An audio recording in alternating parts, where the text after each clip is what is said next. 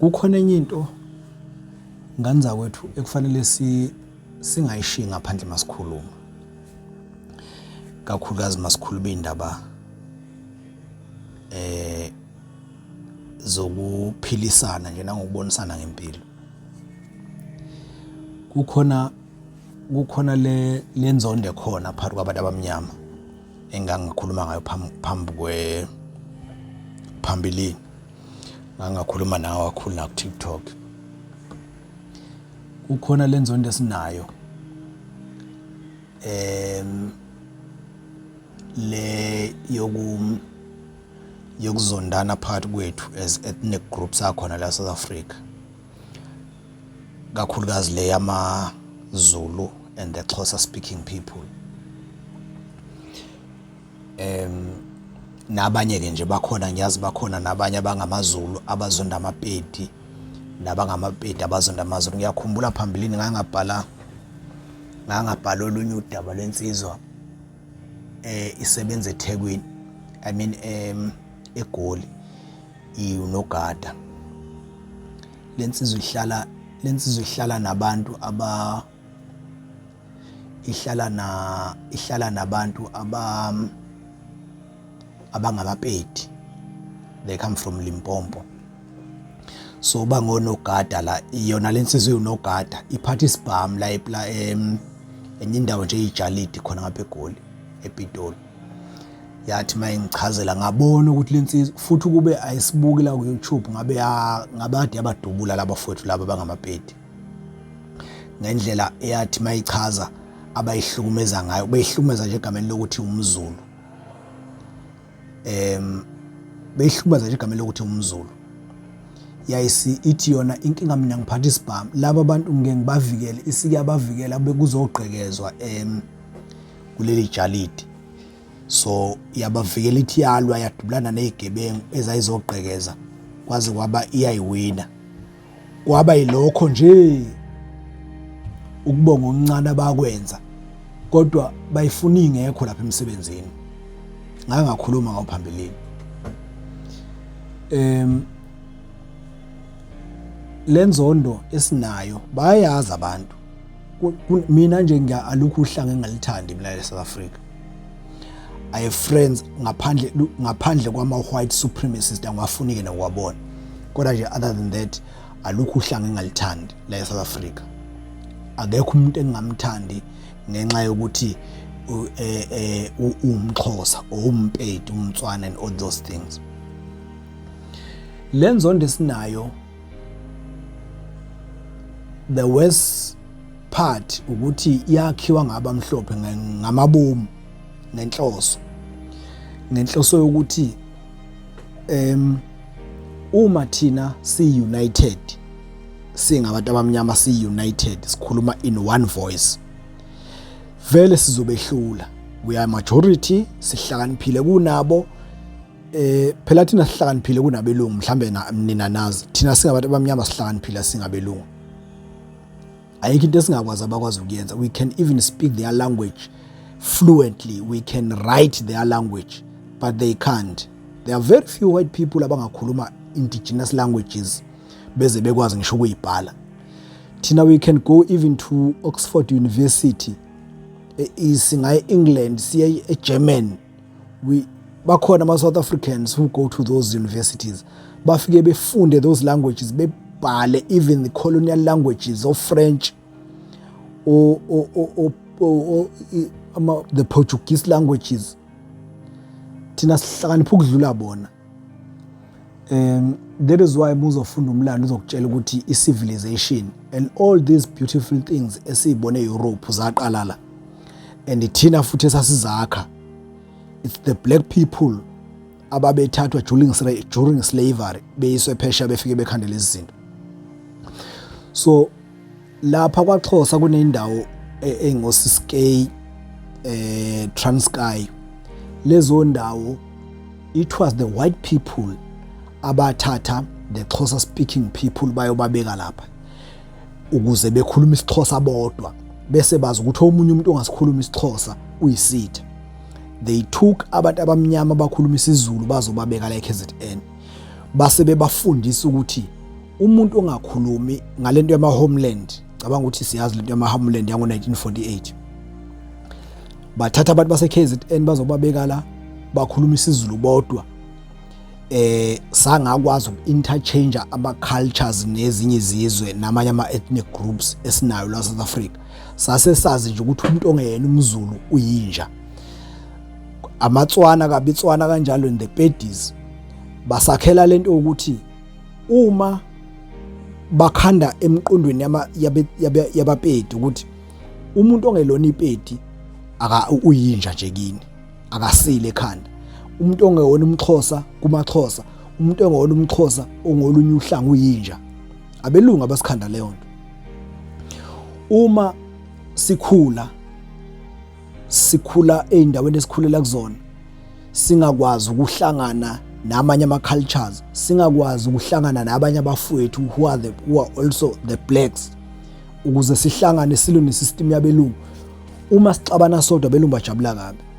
They were very happy. Ngibuke ngo1993, from 1990 to 1993 ngibuka abantu ababebulalana lapho abamnyama phakathi kweANC neIFP, indlela ababebulalana ngayo abantu. The white people were happy. Just imagine kusuka ngo1910 or kusuka ngo1879 ngempi yaseSandlwana kuze kuzofika ngo1990, sibhizi singabantu abamnyama silwa nabantu abamhlophe nesystem yabantu abamhlophe, left right and center. Bese kuthi ngo1990 nje to 1993 sekufanele sekuphuma nama political prisoners, sekuxoxa ukuthi no, nabantu abamnyama bavota. Indlela esabulalana ngayo thina abantu abamnyama lapho ngiyayisaba. Anoke nicheck ama stats ukuthi abantu abamnyama bangaka abafayo lapho. The state says abantu abamnyama bafa from 1990 to 94. Lo 3 years nje. Lo 3 years low. From that bangaphezulu kwabantu abamnyama abafa kusuka ngo1990 uyale ku1948. Kushuthi abelungu basibulala kancane. Thina ngalo period nje ka 3 years sabulalana saze sedlula isibalo sabo kusuka ngo1990 kuyale ku1948. This is very painful. Mhlambe omunye ngangayi understand lento ngoba akusiba abazali bakhe, akusibo obani, uzothi nje ngabantu engingabaza abashona ngalezo ikhadi. But the mere fact ukuthi these are black people ebebelwa nesystem yabantu abamhlophe, kufika kanjani sibulalana sonto. Uma kukhona umuntu manje ozobuka le video ebese bese qhubeka nenzondo, let's say umXhosa or umZulu, ngiyathanda ukukhuluma kakhulu ngamaXhosa nangamaZulu ngoba iyona nzondo engiyazi kahle leyo, iyona nzondo engiyazi kahle leyo ukuthi khona kuze kufike nala ekuthenini, thina amaZulu size sazi ukuthi mawuqonywe intombi yeXhosa, intombi yomXhosa, mhlambe ngiqale ngi-address legama eli-offensive elithi iXhosa. Ngeke ngakhuluma kakhulu lapha ku-TikTok ngale gama. Uma umZulu bantu bakithi ubiza a Xhosa speaking person, umbiza ngeXhosa, uyamthuka lo muntu. That was is very offensive. Kucishe lize libe ngaphezulu ngisho kwegama elithi inzule njengoba the Xhosas used to insult the black the Zulus bethi uyinzule. Lelo gama elithi iXhosa lize licishe libe ngaphezulu ngendlela engachazelwa ngayo. Thina ke ngapha eZulus ngenxa yalenzondo esinayo against the Xhosas, uyasithola sikulula nje kuthina ukuthi sithi iXhosa sikuthola kulula lokho ngendlela esifundiswe ngayo, indlela esifundiswe ngayo nesikhule ngayo. Sizwa abantu abangaphambi kwethu bekhulunyiswa, angithi le ekusebenzini phambilini kogole ezimayini nani obhuti bethu bebethi mabe emsebenzini nobaba bethu bethi mabe yakogoli and the Xhosas also ubhuti bakhona bebeya koGoli beyosebenza. So bebethi mabeficana lapha ifikilwe lapha ya. Ifikilwe impilo lapha ya. Ngoba phambilini kwekwazi ukuthi uma umZulu yinkatha, uma uyixhosa, umxhosa uyi-ANC. That's what they were saying. Mabefika la kuthina bethi iXhosa bekhulume ngeXhosa kangakuthi those words azasinka kuthina la. Ngake ngakhuluma phambilini ngise Cape Town ngikhuluma, I was speaking to the Xhosa speaking people. Ngithi mina uyazi ukuthi abanye bethu as Zulus thina sazi ukuthi igama elixhosa is a derogatory word. Asazi ukuthi lelo gama is an offensive word. Abanye bethu asazi ukuthi leli gama li offensive, sazi ukuthi igama nje eli proper lokubiza umuntu omxhosa. Abanye bethu bathi hayi khona leli gama is very offensive. Nathi senziwe ukuthi it was preached upon us ukuthi umuntu omxhosa yiXhosa, not knowing ukuthi leli gama is an offensive word. So leyo nzondo isuka lapho. Size sithi ke thina kusho thina as the Zulus sithi usibanibana uthandana neXhosa, uthandana neXhosa.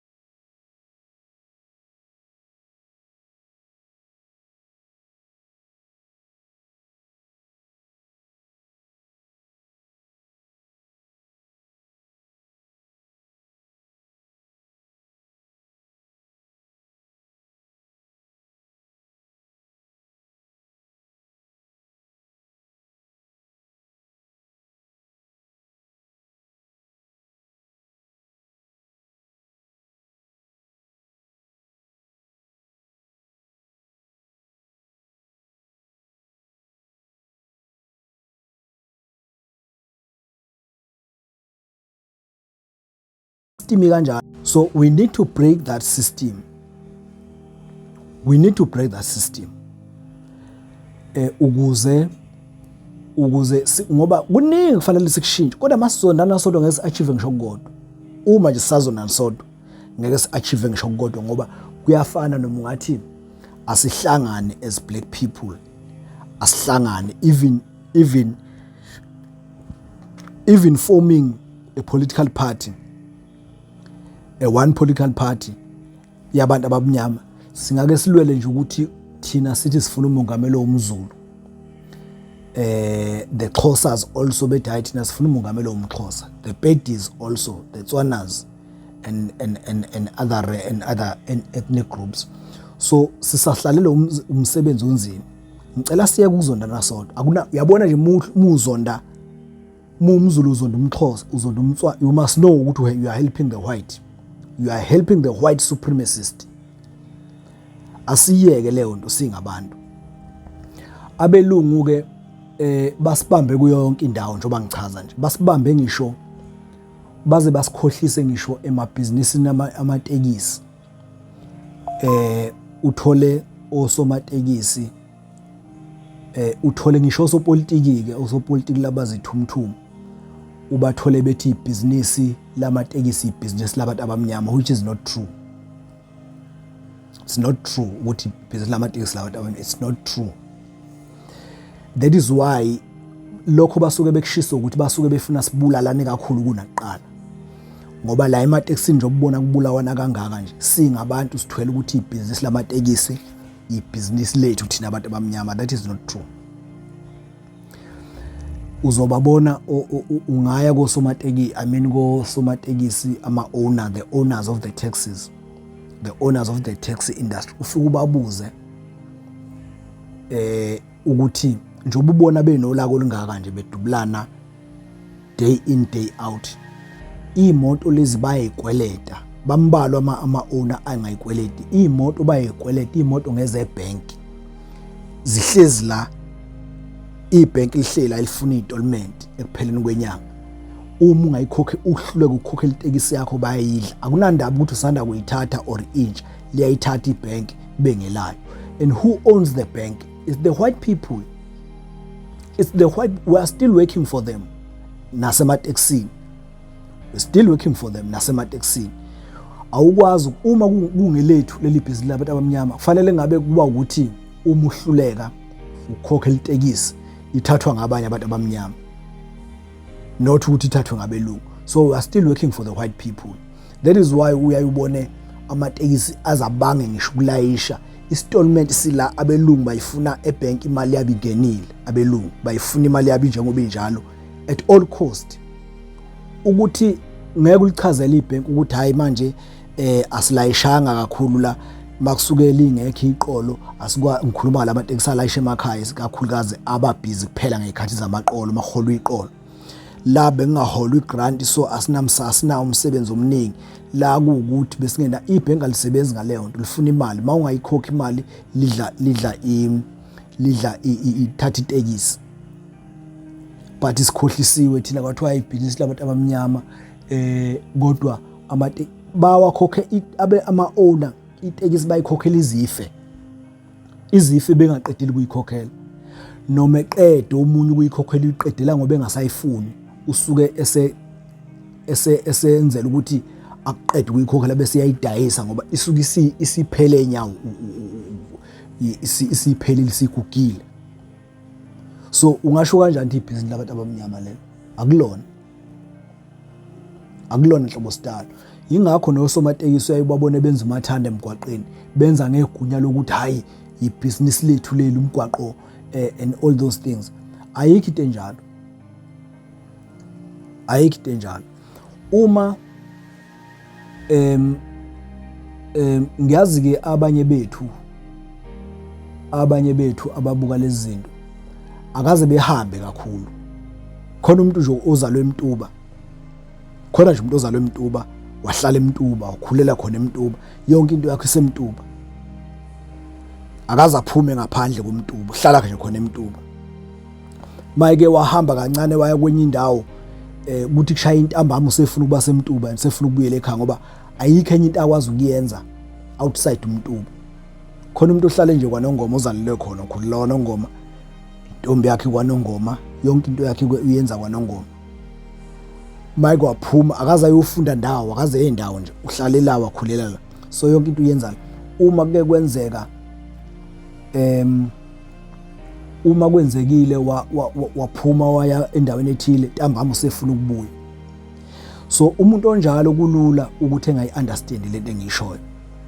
Abukela ku TikTok labantu abathukanayo la the Xhosas and the Zulus ebuke labo bantu abathukanayo ebese iabsorba nayo leyanto ebese wazonda amaXhosa engazange enze lutho kuyena kanjalo nosemaXhoseni awazonda amaZulu engazange enze lutho kuyena azahamba fafaze nje ukuthi hayi amaZulu anje or amaXhosa anje amaXhosa anje kube lula kuyena ukukhipha igama lokuthi iXhosa leli kube lula kuyena omXhosa ukukhipha igama lokuthi inzulu leli.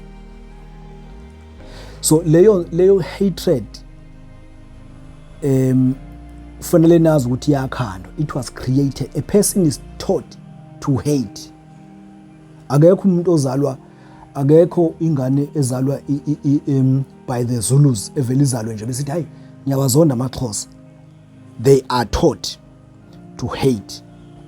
Akekho umuntu ozalwa ethezalwa nje esemncane ebese edlala eyingane edlala ngokuthi yena ngiyawazonda amapeti, ngiyawazonda ayikho into enjalo. A person is taught. Uyafundisa umuntu ukuthi azonde. Ziningi indlela zokufundisa umuntu ukuthi azonde ukuthi azonde the Xhosas, azonde the Petis noma mayompeti ukuthi azonde amaZulu, azonde ziningi. Uma umuntu umfundisa ngenhloso yokuthi azonde isizwe sithize kulula, uvela umtshena amangodwa ngaleso sizwe at the young age. Tshena amangodwa ngaleso sizwe, umqondo ke wengane is impressionable. Yonke into etshenwa yona isheshi absorb ingane la bese kubanzima ukuthi iphume leyo nto. Ikhula ingane yazi ukuthi hey intombi yomXhosa is dangerous, kanjalo nomuntu omZulu ethi hawu intombi yomZulu is dangerous. Bese sikhula ke sazi ukuthi nje umXhosa nomZulu ayikhona kanti abelungu abenza ukuthi sikhule kanjalo. So ingxabano nje noma inzondo ekanjalo kufanele sazi ukuthi was perpetrated by the white people and by the white supremacists, ngoba akusibo bonke abamhlophe abenza leyo nonsense yokuthi isonda nesonto. Bengithi angidlule kule ngoba it's very important. It's very important. Yabona nje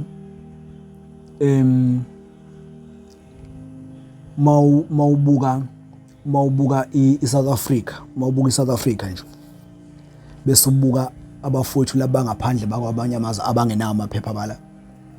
One day ngenxa ukuthi ugovernment asinayo thina, siyafana sicishe sifana nabantu abanganayo government esinaye ilokwazi ukukhuphula iVAT kulelizwe lihlupheka kanje, kulelizwe nje lihlupheka kanje afuna ukukhuphula iVAT. Yena government esinaye ke thina lo okwazi ukuthatha from the poor to his stomach, thatha from the poor to his stomach. Yena ke lona hlobo likahulumeni ke sinalo thina lolo. Kodwa nje other than that asinayo thina. Ngelinye ilanga sophaphama i-population yethu thina as South Africans sesibancane kunabantu bangaphandle. So phaphama sesibancane kunabantu bangaphandle. Then how are we going to deal with that uma thina sisazonda umXhosa sisazonda umZulu and all of those things?